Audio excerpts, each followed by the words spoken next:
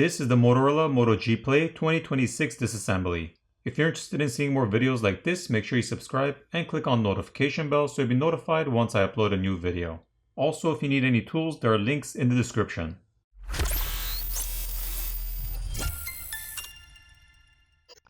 We'll start off by removing the SIM tray.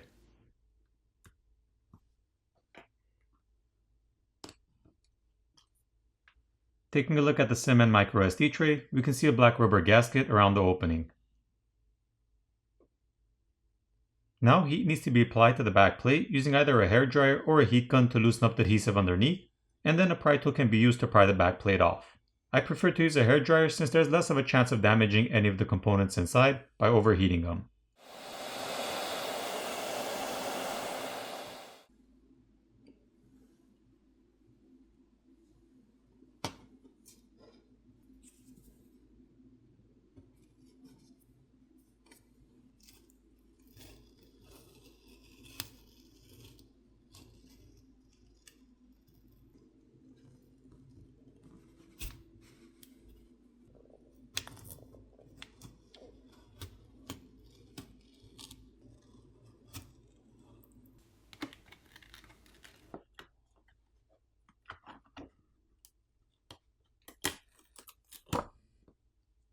Here's a look at the vegan leather backplate.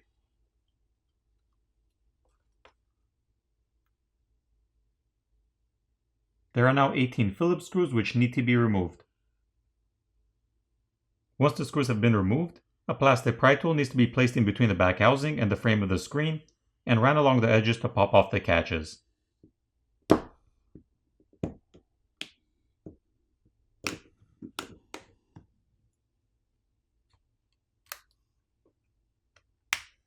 Once the back housing is loose from the frame, it can be carefully lifted up, but be careful since the flex cable for the fingerprint scanner is still attached to the main board.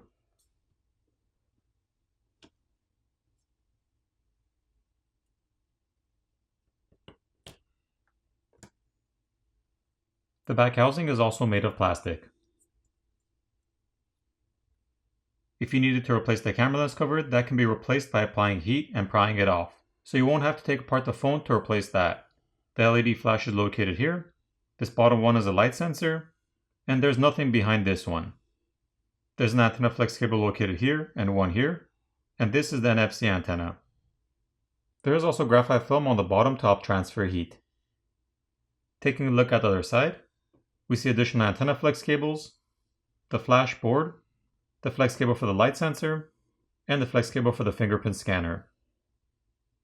There's additional graphite film covering the battery as well as the motherboard to help transfer heat, which needs to be lifted up or peeled off to give us access to disconnecting the battery cable and other flex cables.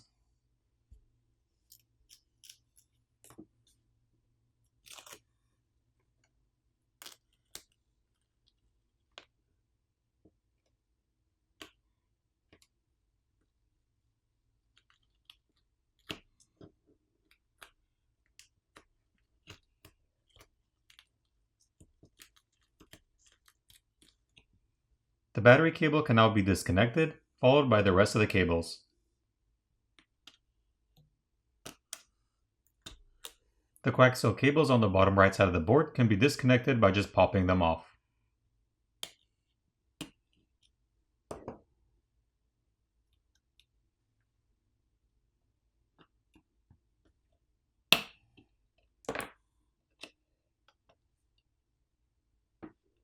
Looking at the main board, we see the 32 megapixel rear camera, a secondary microphone, a liquid damage indicator sticker which is that white sticker, as well as copper tape on the back shields to help transfer heat.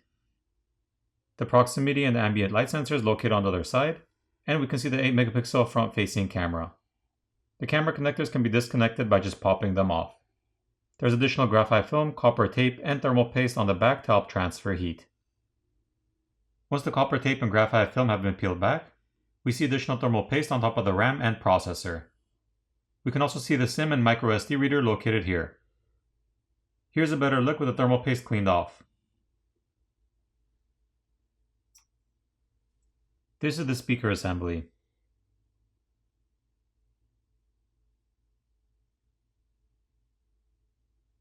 There are no pull pouches or pull tabs provided to help you pry the battery off, So you're going to have to use some isopropyl alcohol and apply it to the sides of the battery and let it sit for about 30 seconds to a minute so it eats away at the adhesive underneath, making it easier to pry it off.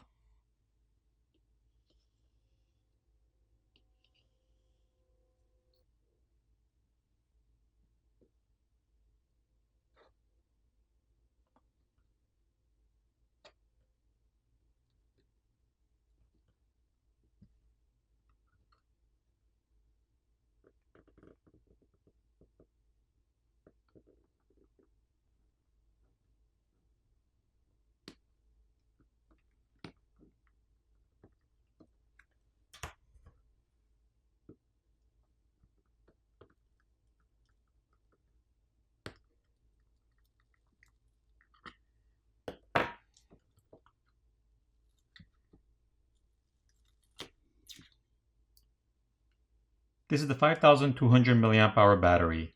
Most batteries have a rated and a typical capacity written on them. However, this one only has the rated capacity of 5100 mAh. This battery is pretty much the same battery as the one from the Moto G Power 2026. It has the same capacity, same voltage, and same watt hours. The only difference is the written model number. This one's RL52 versus the RB52 on the Moto G Power 2026. Again, just like the Moto G Power 2026, the adhesive underneath the battery is extremely strong, so it will take you some time prying it off. So once the battery has been removed, we see this flex cable which connects the main board to the subboard, as well as the flex cable for the screen which is routed to an opening in the mid-frame. So if we needed to replace the screen, we'd have to remove the back plate, the screws in the back housing, at which point you'd have to disconnect the battery cable and the screen cable, pry the battery off, giving you access to the screen cable, and then you'd heat up the front of the phone where the screen is to loosen up the adhesive underneath, pry the old screen off, apply new adhesive, and reapply the new screen, making sure you run the flex cable back to the opening in the mid-frame, and reassemble the phone.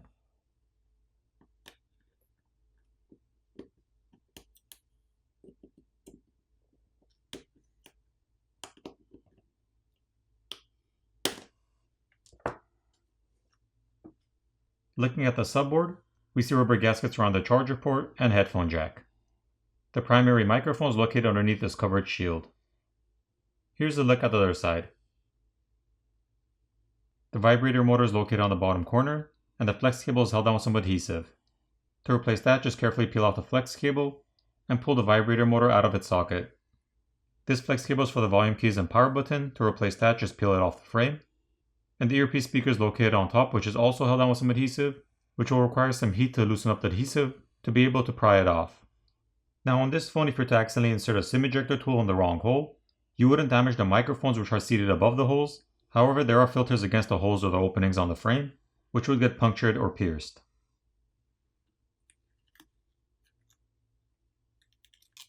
Once the flex cables have been peeled back, we see a 3D layer of graphite which runs underneath the motherboard, as well as the top portion of the battery. The 3D layer of graphite helps to transfer heat in place of a vapor chamber.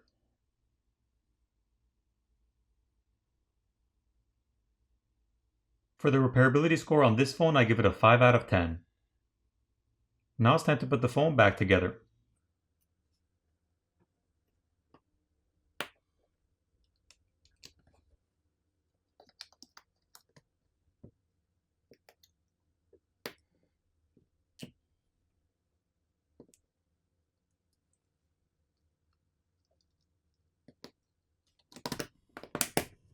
Once everything's back in place, apply new adhesive and reapply the back cover.